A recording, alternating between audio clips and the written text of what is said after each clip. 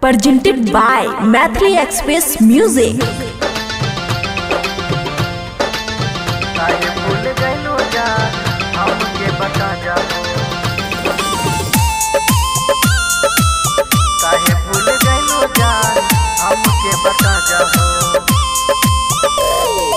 Music by Guddu Raj.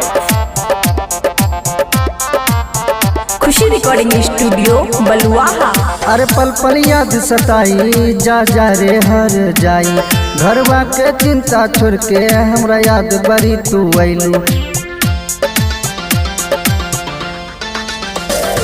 अरे पल पल याद सताई जा जा रे हर जाई, घरवा के चिंता छोड़ के हमरा याद तू बड़ी आइलू। कवन कसूर भइलो, कवन कसूर भइल बोलाए विधाता हो, काहे भूल गइलू जान हमके बता जाहो। कवन कसूर भइल बोलाए विधाता हो, काहे भूल गइलू जान हमके बता जाहो। काहे भूल गइलू जान हमके बता जाहो।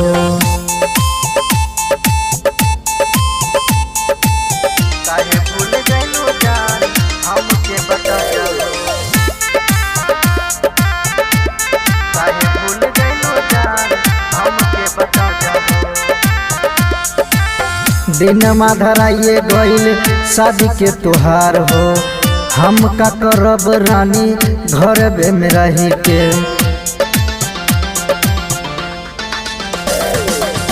दिन धराइए गइल शादी के त्योहार हो, हम का करब रानी घर में रही के। ना रहे नसीब में वो, ना रहे नसीब में वो, फुटल हमर किस्मत हो। काहे भूल गइलू जान हमके बता जाहो। कवन कसूर भइल बोलाए विधाता हो, काहे भूल गइलू जान हमके बता जाहो। काहे भूल गइलू जान हमके बता जाहो। काहे भूल गइलू जान हमके बता जाहो।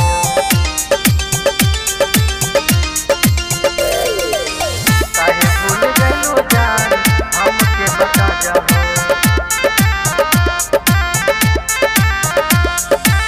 चढ़ गइले मारुति में ऊ नजरिया न फेरेला, देखी देखी मुहवा ओकर नया नवा रोएला।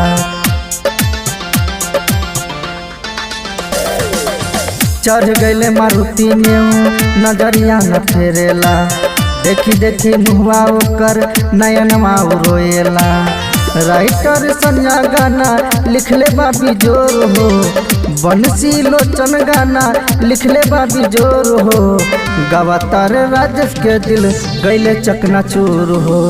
कवन कसूर भइल बोलाए विधाता हो, काहे भूल गइलू जान हमके बता जाहो। काहे भूल गइलू जान हमके बता जाहो। खुशी रिकॉर्डिंग स्टूडियो बलुआहा।